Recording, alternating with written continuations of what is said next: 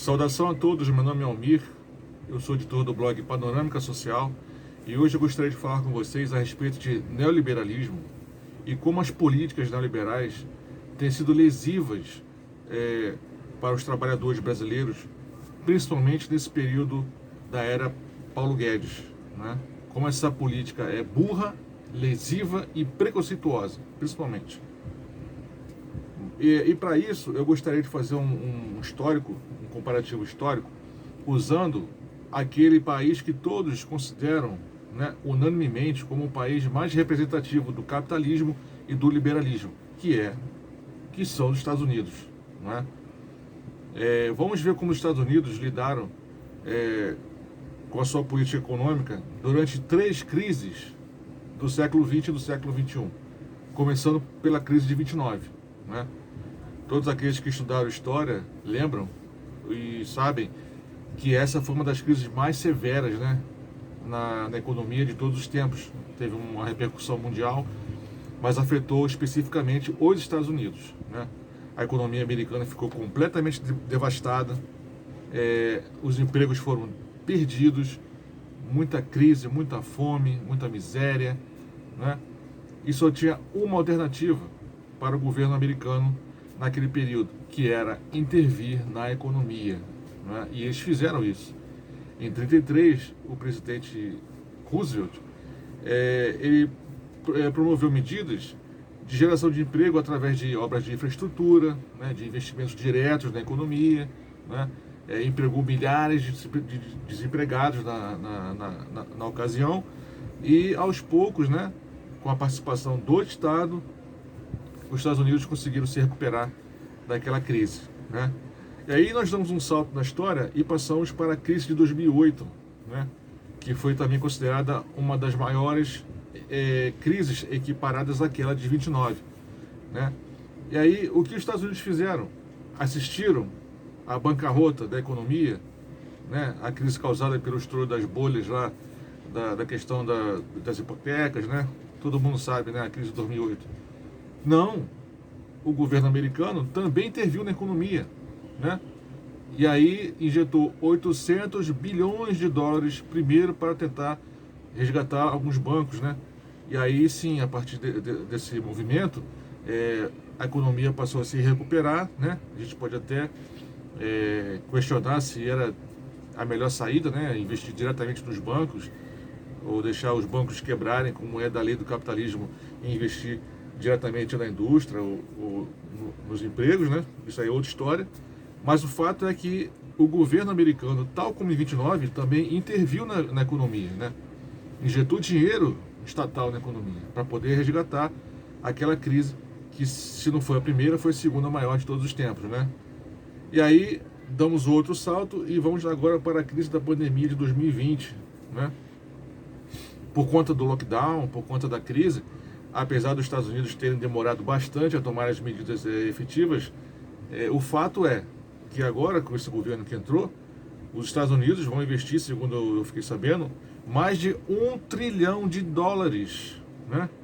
Seja para pagar auxílio aos trabalhadores, seja para ajudar a resgatar as economias, né, as empresas, o comércio e tudo mais.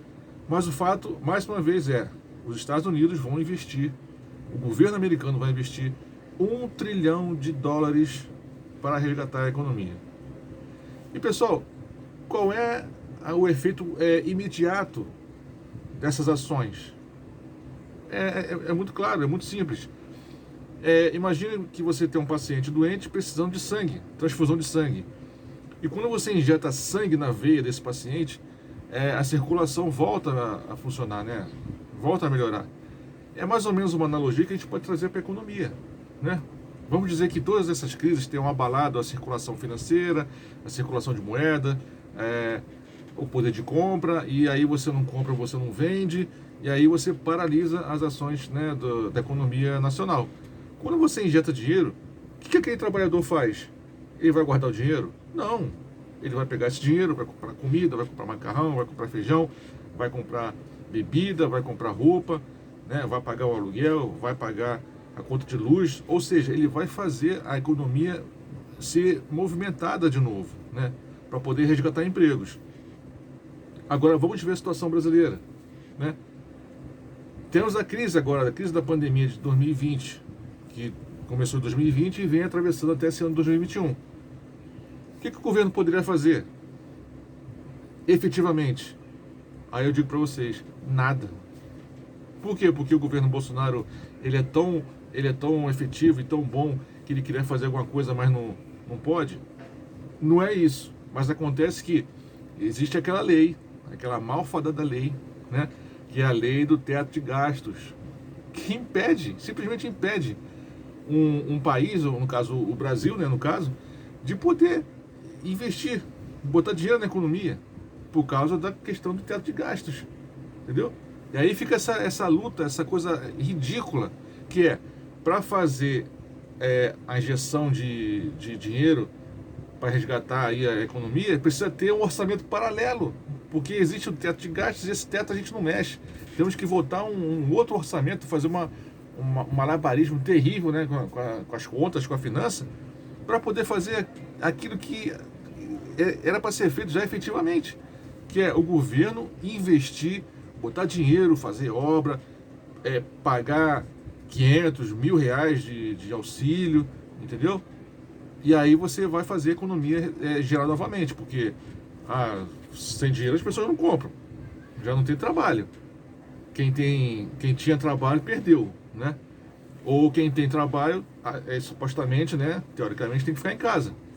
Então como é que essas pessoas vão conseguir o seu ganha-pão, o seu dinheiro? Aí que ter entrado o governo, como entrou o governo dos Estados Unidos, que ninguém vai dizer que não é um governo liberal, que é um governo que deixa o mercado atuar livremente, mas que nas horas que precisam, ele investe. Aqui não, aqui tem essa maldita lei do teto fiscal, teto de gastos, que impede o governo de investir diretamente na economia. Já começa por aí. E qual é a segunda parte? Essa é a parte perversa, né, pessoal? A parte do preconceito, né? Porque não existe teto de gastos para a questão do orçamento que é relativa à rolagem da dívida. Por quê? Porque é aí que está o ganho da alta burguesia financeira, né? Aí que está o cassino, a jogatina financeira do Brasil, compreendem? Nessa parte não tem teto de gasto não. Se o governo tiver que pagar título da dívida para poder investir de novo, para poder gerar lucro, para poder gerar dividendos para esses investidores, ótimo, aí você não mexe. Você vai mexer aqui na questão do investimento na saúde, na educação, aí você mexe. Aí você bota-se um teto, né? E diz que a partir daqui o governo não pode gastar porque tem que ter uma balança positiva ali, né? Entre gastos e despesas, entre gastos e arrecadação, desculpa. E aí, para piorar, para ser uma coisa bem cretina, violenta desse governo, uma coisa absurda, ainda me faz a chantagem de dizer, olha só, eu vou dar R$ 150 reais, imagina isso, durante 3 meses, mas para dar esse dinheiro, eu preciso cortar investimentos na saúde e na educação, congelar salário, entendeu? Uma coisa assim, pavorosa, de tão assim, desumana, violenta, maldosa, né? Por quê? Porque os beneficiários desse auxílio são pessoas das classes mais baixas, são negros, são pobres, né? E para nós, da nossa classe baixa aqui, nada, não merecemos nada. Para as classes altas, aí sim, entendeu? Para vocês terem uma noção, no mesmo dia que saiu essa notícia de que o Brasil vai pagar auxílio desde que seja feito o corte nos salários, né, nos investimentos da saúde e educação, do salário do policial, do professor, saiu notícia de que existem juízes que acumulam vários salários a ponto de ganharem 400 mil, 500 mil por mês. Ou seja, nesses salários, desses super salários, não se mexe. Mas no servidor público do baixo escalão, aí sim, se corta, tira salário, tira correção da inflação, né, congela salário durante 15 anos. Essa é a política burra do governo. Porque eles acham que investir dinheiro diretamente na educação, na saúde, é gasto. Mas não é gasto. Assim como não é gasto você investir diretamente na questão da economia. Porque quando você investe, por exemplo, como os Estados Unidos, $1 trilhão na economia, esse dinheiro não está parado, esse dinheiro não está guardado, esse dinheiro não está num carro forte, não. Ele está circulando, ele está fazendo gerar girar a economia, entendeu? Reativando, reavivando a economia. É tudo que as pessoas precisam nesse momento de crise. Mas a burrice, a coisa grotesca e maldosa da ideologia neoliberal não nos permite, né? Até quando a gente vai? Bom, nós somos agora até espectadores da história, né? Nós estamos vendo hoje para onde esse país está indo. E ano que vem, esse ano ainda, a gente vai ver muita coisa ainda acontecendo, pessoal. Então, vamos nos preparar porque a coisa está muito feia, tá bom? Eu espero que vocês tenham gostado. Eu peço para vocês ajudarem a divulgar esse vídeo, caso tenham gostado. E até a próxima, então, pessoal. Um grande abraço e até lá.